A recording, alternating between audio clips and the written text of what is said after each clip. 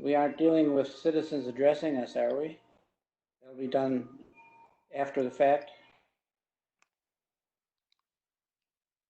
There's no citizens in the chat right now to address us. Okay. Did we lose Lynn's voice? There are no members of Okay. the public wishing to participate. And we have no bright lights this evening.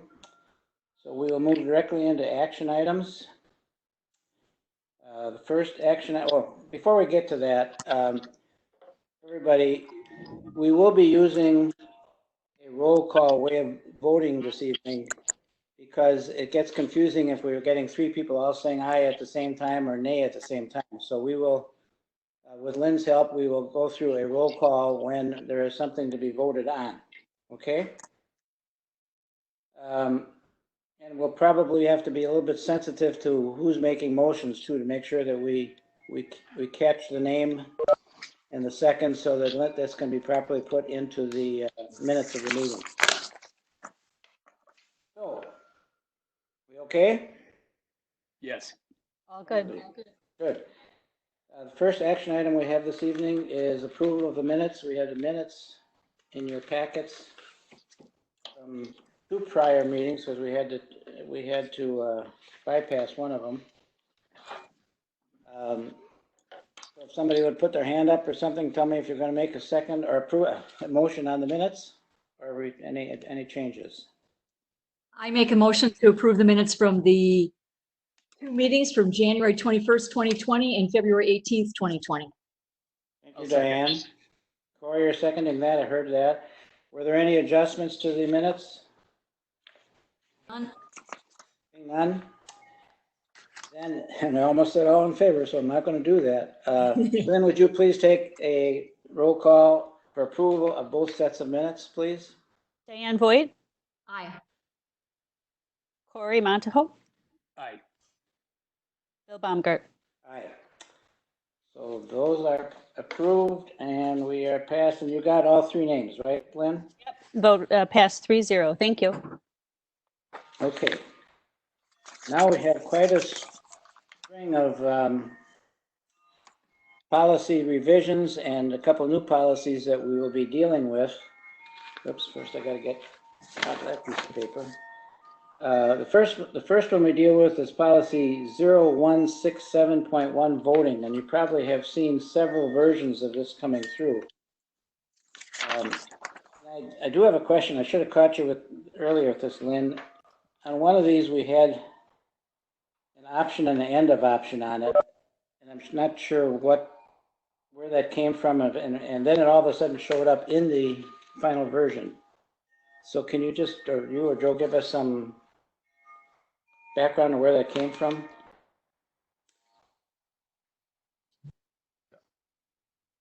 The option or the end of option?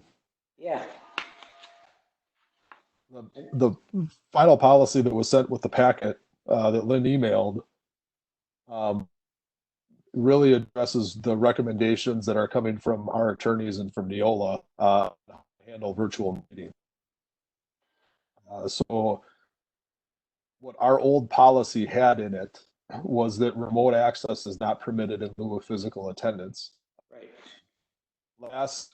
I'm losing my dates. I think it was last month, the board met and had a special board meeting, I believe, to discuss the superintendent's search process. The first item on that agenda was a resolution that suspended certain policies. Voting was one of those policies, so that the board could continue business virtually if need be. Given the fact that both of our attorneys and Neola is recommending doing policy revisions, we're kind of in a good spot to discuss and debate this right now. So we do have the ability to meet remotely, which is why we're able to do it tonight. That's what the resolution handled. But what we wanted to do was bring forward policy language, if the committee wants to consider it, that allows us then to move to a more lenient policy that would have virtual voting as virtual meeting participation. So that's what you see. Referenced in the policy.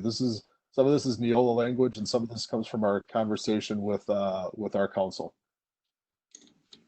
Okay, so the one that I think we're voting on, the policy we're voting, or we're discussing on is the one that has 4 paragraphs. Is that correct? 5 paragraphs. 5. Well, no, yes, the small one at the bottom, 5 paragraphs. That's the one we're talking about, because I had several of them in my hands. This has the red language, remote access is not permitted in lieu of physical attendance. So that is struck from the policy. What we're proposing to add is a board member's presence at a meeting includes his or her presence if attending by telephone or other manner of remote access, so long as such remote access is compliant with state law. Remote access during quasi-judicial functions, termination hearings, expulsions may be permitted after consultation with legal counsel. So should we have to have a closed session here, meeting to discuss, legal business of the board, we would want to work with our firm to make sure that the meeting's posted publicly and that the format is appropriate. The second paragraph in there, which is new language, talks about the board, the meetings. So shall, what is our normal process? Location which within the district, which is room 108 at the Lindholm Right. building. However, what we've learned is that there are emergency circumstances that, I don't think we ever really thought we would come to this point where we would have to consider doing long-term virtual business. And so that's what you see in paragraphs 2 and 3 of the 3. policy, and then 4 and 5 remain the same. Okay, and that, I wanted to be clear on which, because I had 3 or 4 different versions of this in my packet here. So I'm okay with that. Now this is one that is a revision to an existing policy.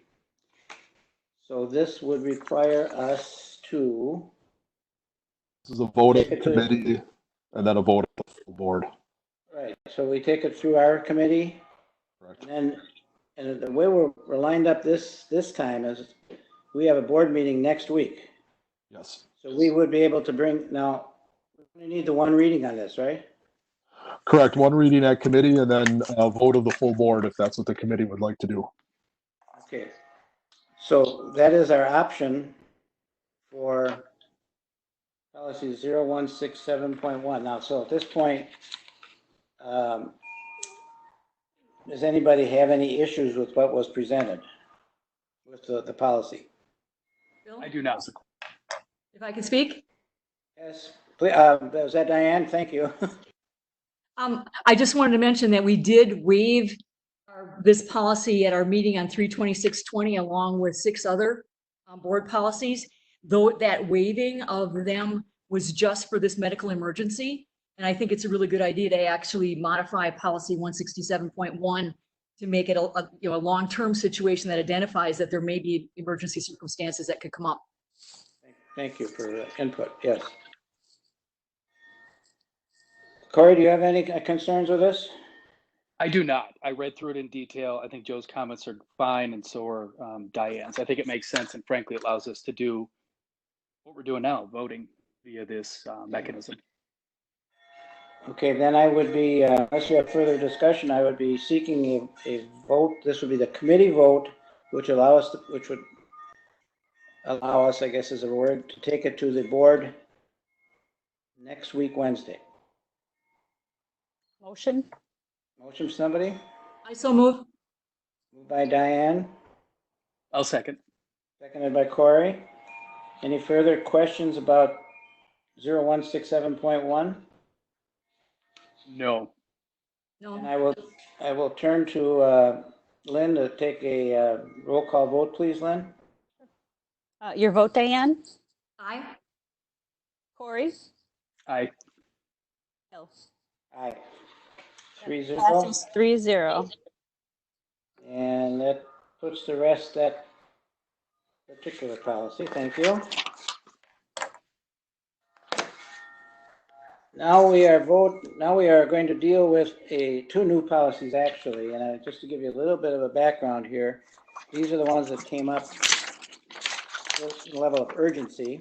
We're going to be going over these now on epidemics and pandemics and family first compliance policy.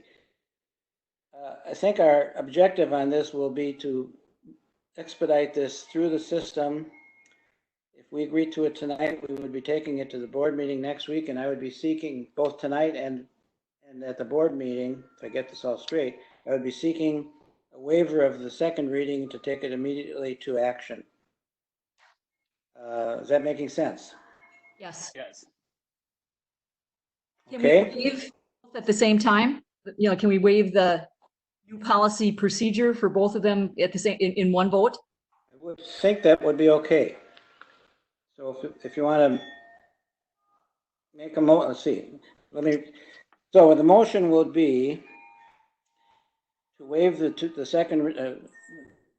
two readings on policies 8420.01 and the new policy. I don't have a number on that. Is that right? Right. There's no number. Okay, we have no number. And the new policy on family first compliance policy, waiving that so we may take immediate action on it. And I'll just make the motion to do that. And I'll second it. Okay? Any further discussion?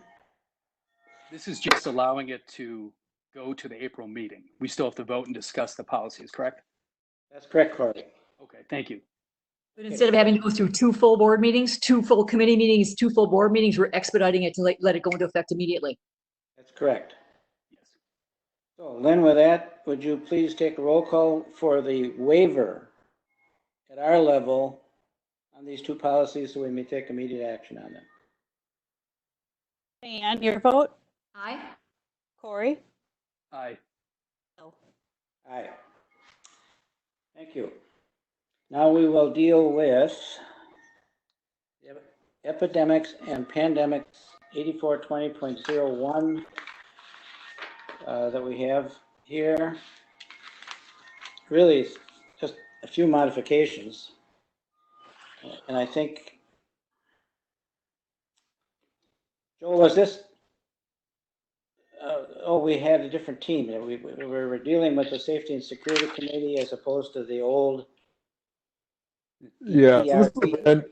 this is a brand new policy. The last time districts really revisited an epidemic or a pandemic plan was when we looked through our records was back in about 2008-9, I think somewhere around there when we had the swine flu. And so we found some old documents that about a one checklist, one page of checklist things that we needed to do.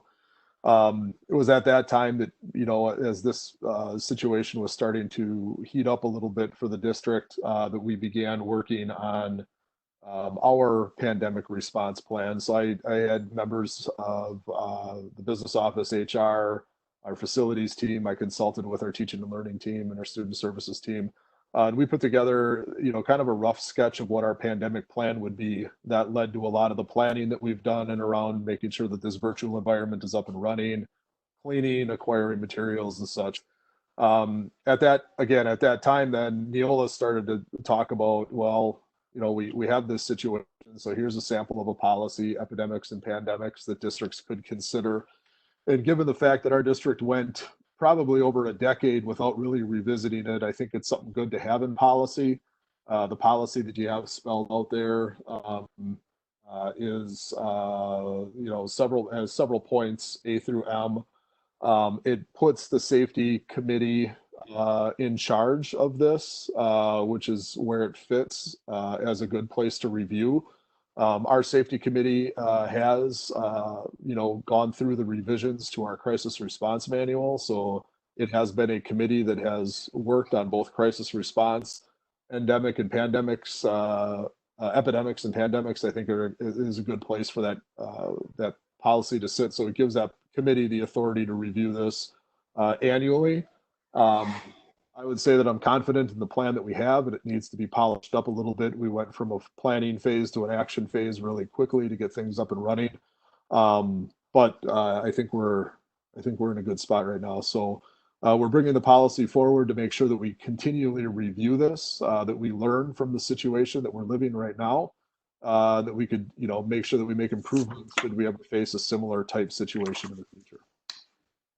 Thanks, Joe. That's a good help getting us understand where it came from. And I think your last comment would fit nicely with what I was thinking of. If this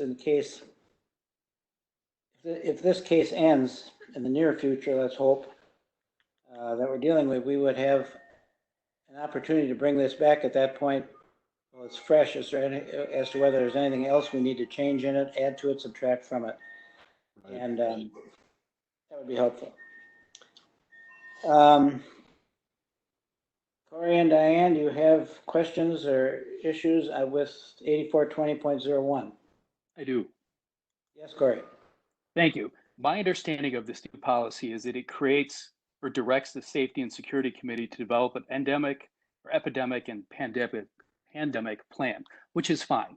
And under that, it says the plan should include, and it goes A through K or L, and all those things are fine with me. The issue I have is the last sentence in the first paragraph. I don't think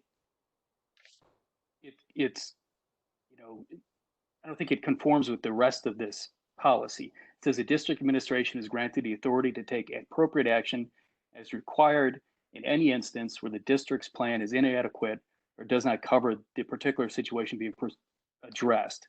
So I think that goes beyond what this policy should be dealing with. I think the policy should be asking or directing the committee to develop I'm sorry, trying to get the name here, endemic pandemic plan. I don't think it should give the administration the authority to go above and beyond whatever that plan ends up being. Because at this point, we don't have a plan. I think there's one getting put together, but I don't know why we're giving the district administration the authority to take action when a plan is inadequate or doesn't cover a particular situation. We don't even know what that plan is yet. Okay, Joe, do you have any feelings on that? I mean, we could certainly convene committee meetings and board meetings until we had the permission to do what we needed to do to respond to the situation. But that would require that the board members be able to drop everything for us. But sometimes situations pop up. For instance, this coronavirus thing that we're dealing with, it started out with there was no state order to close schools. It was districts are working on a plan, and how are we going to respond to that plan? We made a decision in collaboration with the Waukesha County school districts to close school. We had the authority to do that. The superintendent has the authority to do that. But even with that closure, it was maybe 3 hours after we announced that we would be closing, the governor stepped in and closed schools through the Department of Health and Human Services. I think it was at the state level, the Department of, whatever that state level department is. So from that moment forward, then we had to respond to what the state said. And if we don't have the latitude to do that administratively, whenever a plan is set in place, these situations are very dynamic. We get information from the federal government. We get information from the state government. We've been responding regularly to changes in expectations, from taking student attendance to making sure that instruction is delivered to how are we providing special education services. So the need to have a little bit of latitude in the policy gives us the ability to respond to what can be very dynamic situations. More so than I believe that the board could be available to meet, but that's certainly up to the board and the committee to put the language in there that they feel most comfortable with. And do you have a comment? Can you still see me? I got to thank you for coming. Am I still registering? Yep, You're still there. Yeah, you're here. Okay, I've seen nothing on my screen anymore. It said thank you and kind of like shut me out. But anyway, I totally think that last sentence is extremely important in this particular case, as Joe just mentioned, really reinforces the fact that you guys had to hit the ground running with very little lead time from Friday to Monday to set up the online educational opportunities and things like that. So I think it's extremely important for that line to still be included. Thank you, Diane. And I would agree with you. This falls in my mind, this falls in the area, several areas. One is the urgency of this situation we're under right now. But over and above that, we have to remember that it is, we provide guidance, we provide governance, I should say, like that. But we have to understand that the district sometimes has to take responsibility for something and get it done in an emergency. And I think that's all that they've asked for here. And that's why I would feel, Corey, this has to stay in there. Okay. May I respond? Yes? Thank you. Yeah, I can't see you for some reason, and I guess I, so just Keep waving my hand, and that's okay. feel free to say yes, whatever. Thank you. Is to Dr. Cook's point that the district needs to do things under this unique situation. We've never experienced this before. I agree. They did decisions that they had to make decisions without being able to hold even an emergency school board meeting. But the school board sets the policy for the district. The administration does not. The administration can make recommendations for policy as they do in our policy meetings all the time. The school board can either accept it, reject it, or amend it.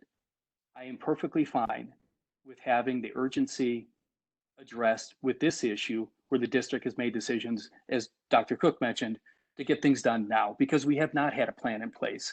What this policy is asking us to do is to have a committee of the school board recommend a policy for epidemics and pandemics. That's going to take some time. I understand in the interim, the district and administration needs to make decisions on a day-to-day, hour-by-hour basis up until the point we have an epidemic and pandemic plan. Once we have an epidemic and pandemic plan as passed and made policy by the board, this sentence should go away because the district should and administration should follow the plan. The plan is inadequate, then that's the problem with the plan. District should not be able to, or the administration should not be able to simply say the plan is inadequate or doesn't cover a particular situation, because how in the world do you define inadequate and how do you define it doesn't cover a particular situation? So I just think if I'm making my point, if I'm saying what I think I'm saying, hopefully I am, all I'm saying is it's fine to have that sentence in there up until the point that the district has developed a plan. But at that point, this sentence should be gone because that gives the ultimate authority of the administration to ignore the plan if they think it's inadequate. There's no definition for inadequacy. Or if they think it doesn't cover the particular situation, again, there's no definition for that. So I guess that's my only concern. Okay, so what I'm hearing is that at least for this urgent time, you would leave it the way it is. You'd be willing to leave it the way it is. Pardon? Absolutely. Okay. Correct. But I think if we're going to pass a policy, I think it's fine maybe passing it this way to the board. And then at the board meeting, I can raise my issue and say, look, I'm fine with this, but we need some sort of sunset provision where this doesn't carry on. Because as I said earlier, we will probably be reviewing this policy again in the not too distant, well, hopefully in the not too distant future. So, okay. The thing that I'd add to that is, as this plan does, as this situation does develop and we move into, perhaps, and, who knows what the next directive out of the state is going to be, we could, we will have that plan ready for the safety committee. There is nothing that we are doing right now that requires us to have this policy in place to do our work. We're bringing it forward right now because this is the, kind of the flavor of the day topic for everybody to deal with. But we do have a plan. We have an evolving plan right now that's addressing a very evolving situation. So what we could do is, as things settle down a bit, we could bring our pandemic plan to the safety and security meeting when it convenes next, and then get that plan, first, get it approved at the committee level. After the committee has an opportunity to read it and review it, we could then come back to the policy committee, say in, I don't know, August, September, whatever it might be, when we're resuming school for next year, and have a more final recommendation on what this policy should say. Joe, are you saying we don't really need to deal with this now? Saying that we're bringing it to you now because Neola has recommended that we pass it. But there's no legal requirement that we have this policy on the books. We're bringing it forward because we don't want to lose the importance of making sure that this plan is in place. It was something that we started to work on at the end of February, I believe, as a district, as we saw coronavirus making its way into our country. We put our processes in place as a district. We created the virtual learning platforms. We worked on obtaining cleaning materials. We did the things that we needed to do things that we do on a regular basis as far as instructional design and such. But there's nothing in this policy that has to be there. What I do not want to have happen is that we lose this and say, 5 years down the road, the plan's not been reviewed. 6 years down the road, the plan's not been reviewed. Instead of COVID-19, we've got COVID 2026, and we're in the same position that we're in right now. So given that, I would still think we could act on it. We just lost Lynn. There she is. I'm going to suggest that we go ahead with acting on it this evening and being prepared for anything that happens and adjusting it in the future. So I have a quick comment, if I may. sure, please, Corey. Thank you. Dr. Cook, if you're saying that the administration doesn't need this policy to pass for it to do what it has done and do what it needs to do to deal with this epidemic as far as safety and security, then there's no need to have that grant of authority, that sentence that I've talked about. I think this policy should just deal with directing the Safety and Security Committee to develop a plan. That's it. If the administration can already do what it's done, which I'm sure it can, then there's no need for this language. Sure. If we have a formal plan in place, there could be circumstances where that plan is inadequate in the moment. Mhm. I mean, we could probably problem solve those situations. Potential pandemics, epidemics that we may face, where the plan, because of our knowledge right now, we didn't know what was coming down the road. So that statement in there is to give administration the operational authority to do what it needs to do to address the problem that it's facing. Now, They already have that, right? we have that to a large degree. However, the minute you put something in policy that is, kind of scoped out by the board, where you guys on what we need to do, having a statement in there that gives us some authority to go beyond that plan when necessary. It's kind of like when you get contract language, you get a contract that spells out, your job duties and responsibilities, but administrative contracts, for instance, have a statement in that says other duties as assigned by the superintendent. That's how we tackle things on a day-to-day basis. This statement is similar in nature to that other duties as assigned. It gives us, additional authority as needed where the plan comes up short. So I guess I'm not I don't disagreeing even know what with the plan you. is, though. Right. I mean, we have to develop a plan that the committee would review and discuss, as directed by policy from the board. What we have in that plan is our best case scenario to study that plan is what we're dealing with right now.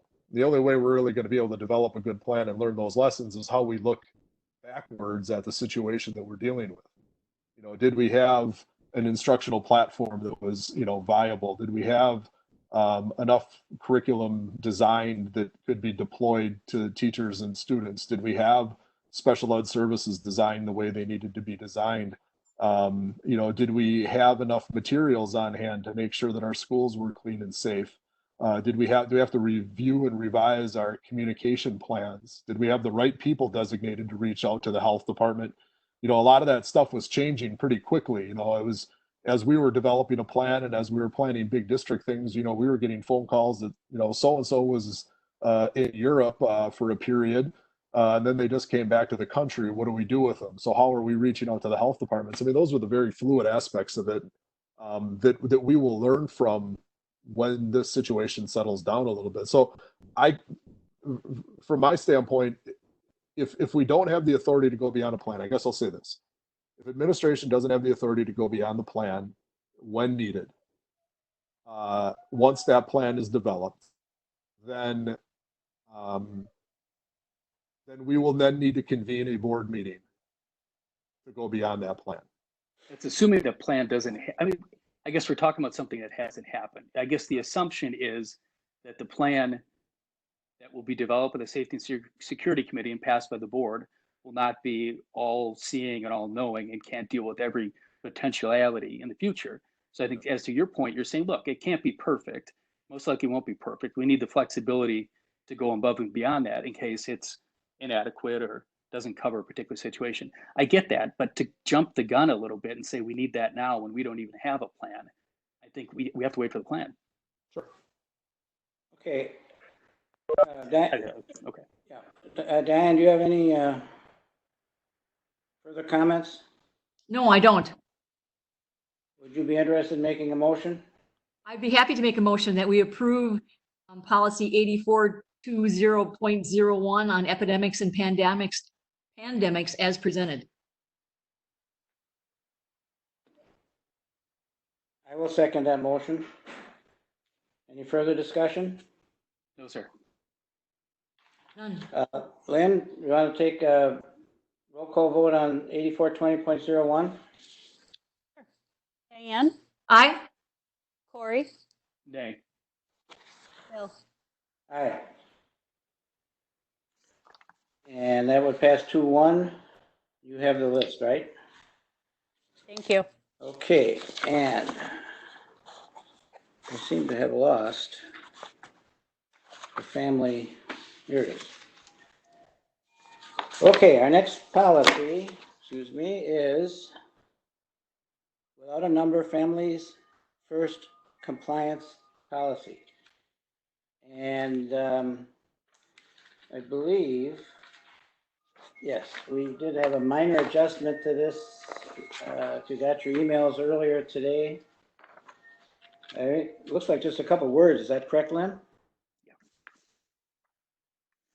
Yes, we That is correct. last week, a board member, Mr. O'Brien, reached out and just wanted to make sure that this policy addresses the situation that we are in, doesn't commit us to anything more than what we need to be committed to through the Families First compliance policy. So the policy, the effective date is April 1st, 2020 to December 30th. That comes from the federal legislation on the policy. And this policy was drafted for us by Bulow Vetter, as they've been trying to address this this fluid situation. They've been, keeping us apprised as to what we need to do as a school district. And so the policy really just describes, the leave that is provided, the benefits that are provided to an employee as they deal with the coronavirus pandemic. What we added based off of my conversation or email with Mr. O'Brien was the current leave as described. So it's the last sentence. It's highlighted in green. The word current and as described expires on December 31st. So that I believe that language helped put parameters on how long we would be providing these benefits to staff. The legislation, may change, could change if the virus doesn't settle down by December 31st. But this is what we have now. This would be, similar to, the last policy that we talked about, where it's being generated based off of the situation that we're currently dealing with. This may be something that we have to revisit from a policy standpoint, should it be extended. And we would, gather the committee together as appropriate to do that. Okay, and really, this has been vetted by our law firm, you said, right? Correct. Or did they write it? They wrote it. Okay, but it has everything in it that the government wants in it. Correct. Okay, thank you. Corey or Diane, is there anything on this policy you'd like to discuss? I do if Diane does not. You can start. Okay, I don't want to jump the gun. I'll try to make this as short as possible. Back on about March 12th, I contacted the superintendent and said, look, we need to, at least in my opinion, think about paying our full-time employees and our part-time employees through the end of the year as we had planned on in the 2019-2020 budget. He brought up some issues with, he thought that was not a good idea, or at least some issues to talk about that concerned him. I then reached out to some other individuals on the board trying to get for this upcoming full school board meeting an agenda item that would have the board discuss that about whether or not we as a board wanted to think about paying our full-time and part-time employees through the year as we had planned to, regardless of the corona epidemic. Excuse me. I don't know if that item's been placed in the agenda. The agendas haven't been published yet, so it's not a problem as far as that. My my concern is if it's not in the agenda and this policy is not passed today, that the issue of that I brought up will not be addressed at the full board meeting. So I'm likely going to pull a John Kerry and say, I will vote for this today, but I may vote against it at the policy. I'm sorry, at the full board meeting. The reason would be if we adopt this, if the school board adopts this as the policy, that's going to be how the district deals with its employees being paid or not paid since they've been furloughed. So I think that's kind of what I'm doing. So I'm fine passing this today. When it comes to the board, if I'm clearly barking up the wrong tree and not enough people support my thought about paying our full-time and part-time employees through the end of the year, then I'm fine with addressing the policy then. I've got suggested revisions and a couple points, but I'll address those at that point. I think it's just a waste of time to do it now, if that makes sense. Appreciate that. Yes, it makes sense. Diane? I don't have any specific questions. Yeah, I was just looking at the sick leave being up to 80 hours of paid sick leave, and then later on, it does actually spell out that it could be up to 12 weeks under FMLA. Yep. It's just a matter of different situations, different times, you know, and if that's federal law, that's what you have to go with. Yeah, this is drafted based off of the bill that was passed. What is it now? 2 weeks ago, and this is what our attorneys worked on based off of that. So this is their best recommendation to us. Okay. Then I would be seeking a motion for policy, no, excuse me, just new policy, families first compliance policy. So moved. I second it. Lynn, did you get both those? Yes. Okay, Lynn, would you please take a roll call? Your vote, Diane? Yeah, aye. Corey? Aye. Bill? Aye. Thank you. Passes 3-0. Thank you. Which moves us now into a group of policies with revisions. Yeah, with revisions. Now, first one is curriculum development. Now these are revisions, so these would be going through one reading with us. Lynn, help me with this again. I was getting confused. One reading with us, and then One for the board after we've agreed to it at the board. committee meeting. Okay. Yes.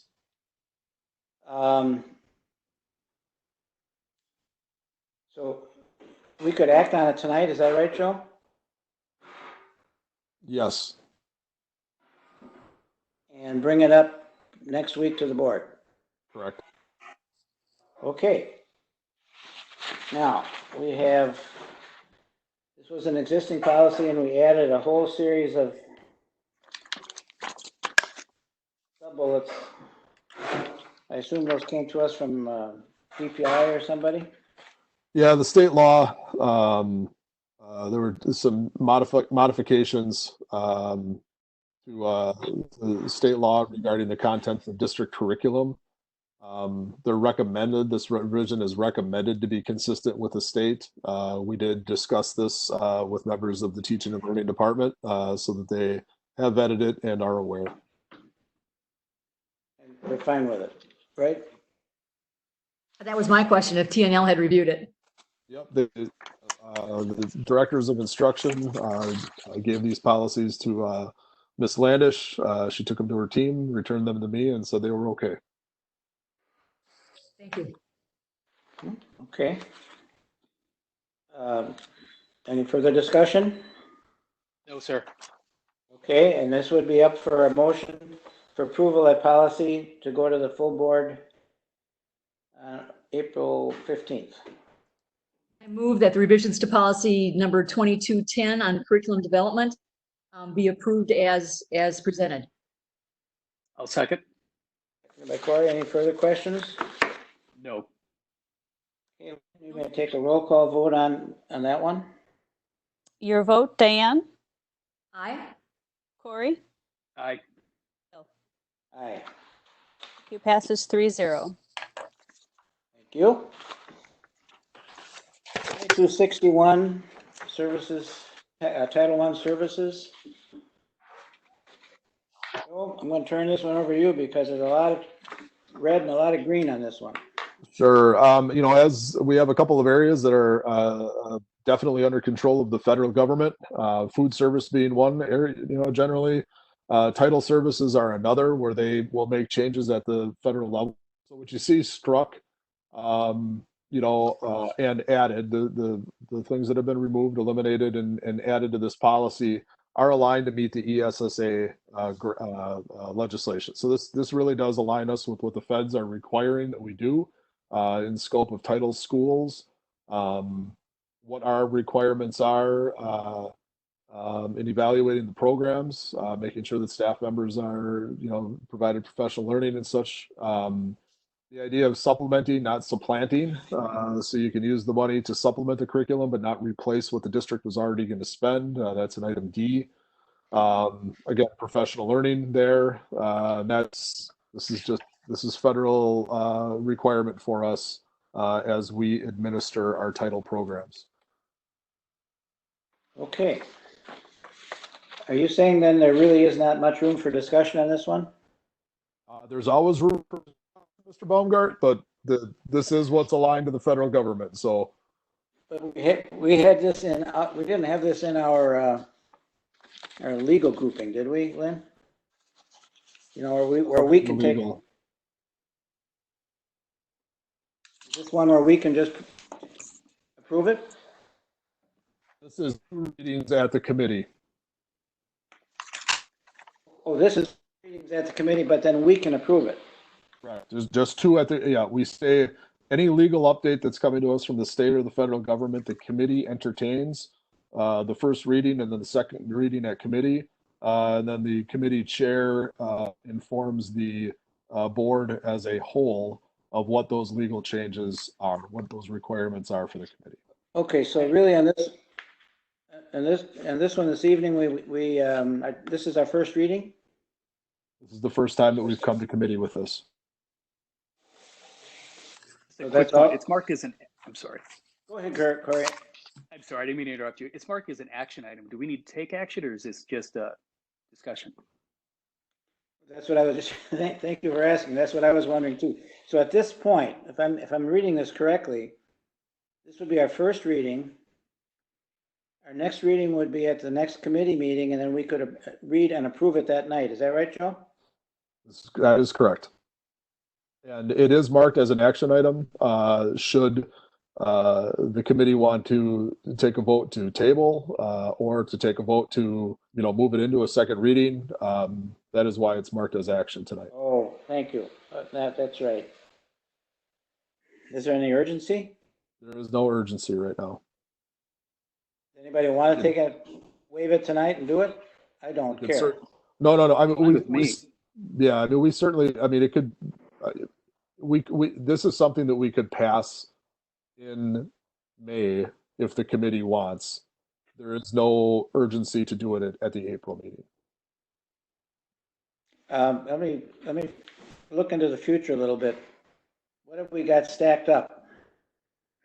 Neola had 75 policy revisions for us to entertain. A number of those are legal in nature that the committee would handle. A number of those require the attention of the full board through a revision at one meeting. So, is anybody anxious to approve this for a waiver tonight? Just say so. I don't see any reason to put it off. I'd say just take care of it as long as there's many more in the hoppers. I agree. I don't think. Okay, then that's fine. But we'll have to go through the two motions on this. One is motion to waive the second reading. correct. Somebody want to vote for that or move for that? That can be the case for all the ones here, the 6 of them listed E through J. Are these all in that set of category, Joe? Let me just review. Yeah, the second. So 2261, 2261.1 would fall in that category. committee is interested in expediting those two would be what I would recommend because they do pertain to title. There isn't a lot of latitude to change them. 2271 is it's a statutory policy. Moving some language around in the start college now, which really addresses the reimbursement for course failing grades. So that is something that we can add in. I would recommend 2 meetings on that, just because we're talking about a financial impact on kids and families should a kid fail a grade. Give me 1 second here. I'm trying to work through the technology myself here. 2700.01 is to maintain alignment with the ESSA, so that is a legal change. So that would be a third policy that you could make as part of this motion. And that would be the 3 then that I would say that you should, if you wanted to cluster them, those 3 would be the ones that you would cluster. 2261.01 and 20.01. 2700.01. Correct? Yep. Okay. I'll make the motion.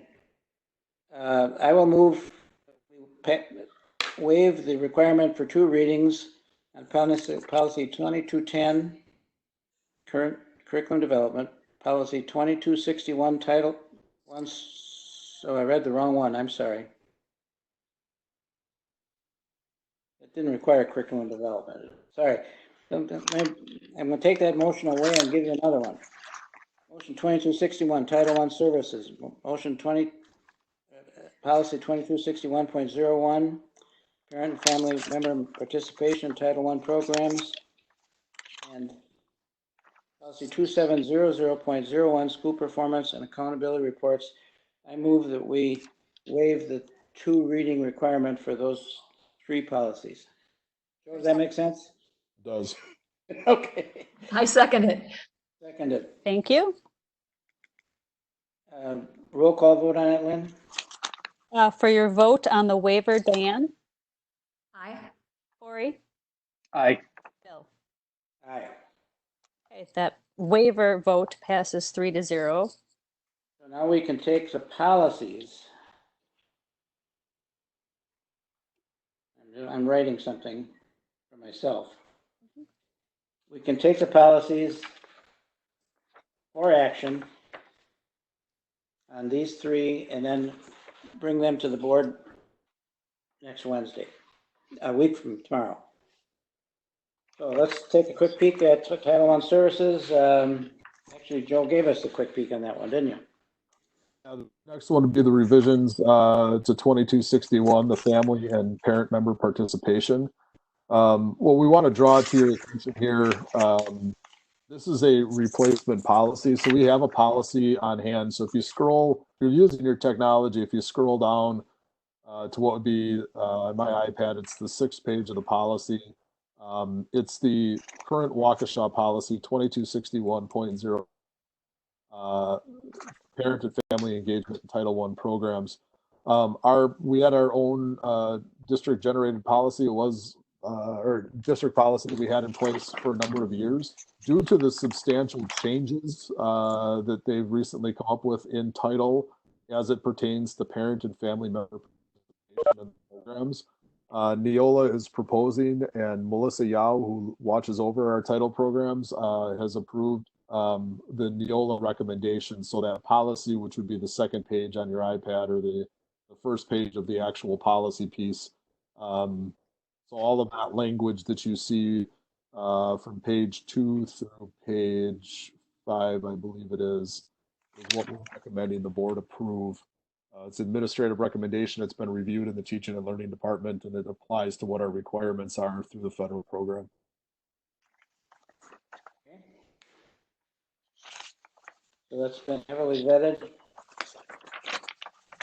The replacement policy. I think we're going to see the replacement once again later on, but any other questions on that one? No. Okay. And on the 2700.01, I take it we're going through all three of these first, and then we'll come back to the other one or two we still have left over. That'll work. So Gotta with this, find it. Go ahead. so what this policy does, back when we discussed 2261.03, Right.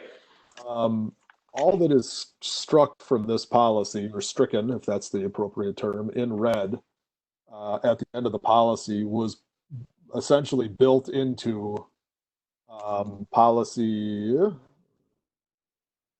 Just trying to get back here. It's a new policy. Where does it fit into tonight's discussion is my question here. We moved all this stuff, the red stuff, right? It is moved. It is moved into a new policy. Waiting for my technology here. The new policy is not on our agenda tonight. It was still being reviewed. Correct. So Okay. this removal. I'm sorry. I was trying to sort between the meetings I had. The language that you see there is being removed from the policy, and it is being added to another policy that we'll be coming back to you with in May. Okay. I knew I saw that red stuff someplace. Yeah. So we have two policies, two Title I policies, and the school performance and accountability reports that we have waived the second reading on. So the idea here is for approval for these three policies and presenting them to the full board next Wednesday. Do I have a motion for that? I can move. Okay, Corey, thank you. Thank you. I'll move to approve the revisions to policies number 2261, 2261.01, and 2700.01 as presented. Thank you. I second it. Seconded by Diane. Okay, got that? Any further questions? No, sir. Okay, Lynn? This is for your vote on all three of those policies. Diane? Aye. Corey? Aye. Aye. I'll pass 0. Thank you so much. 3-0. Okay. And we are still in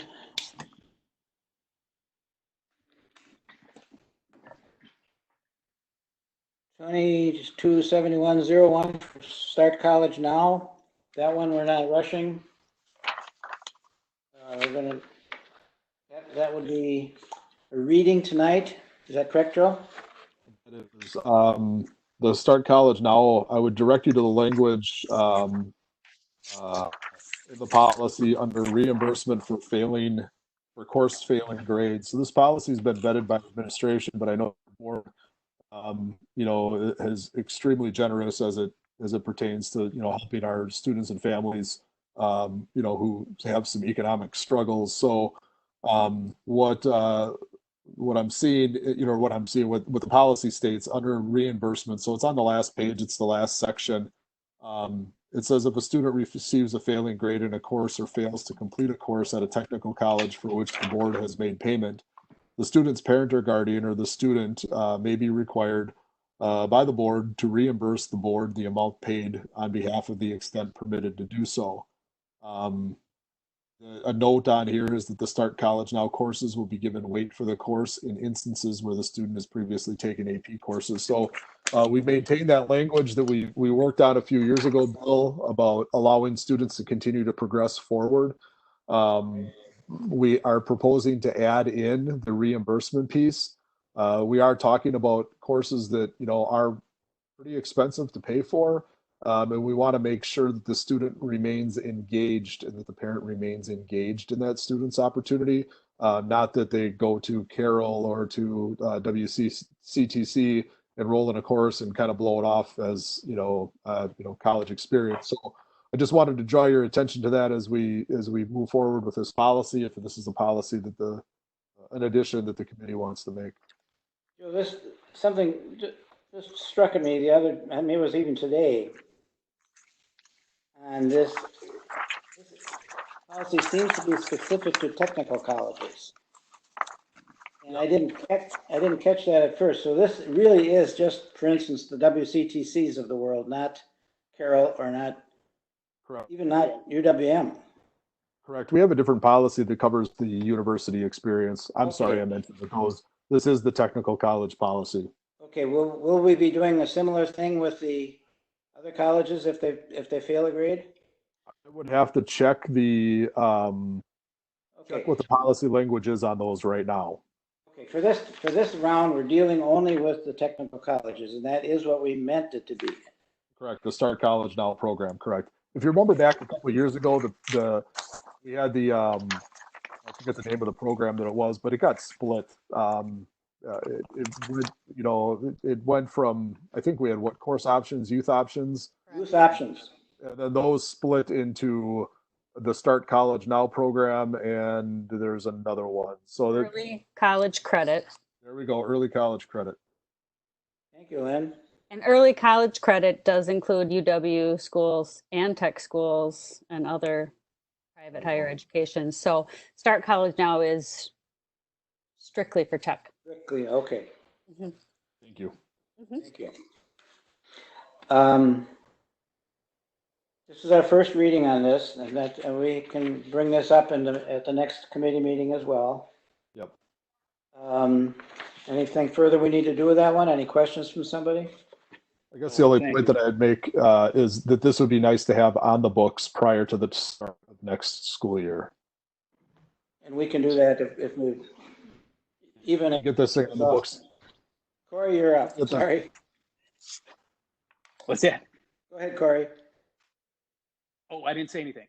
Oh, I thought you had. Okay. Sorry. Diane, anything on this one? No. Otherwise, we'll just move this one to next meeting, next committee meeting. And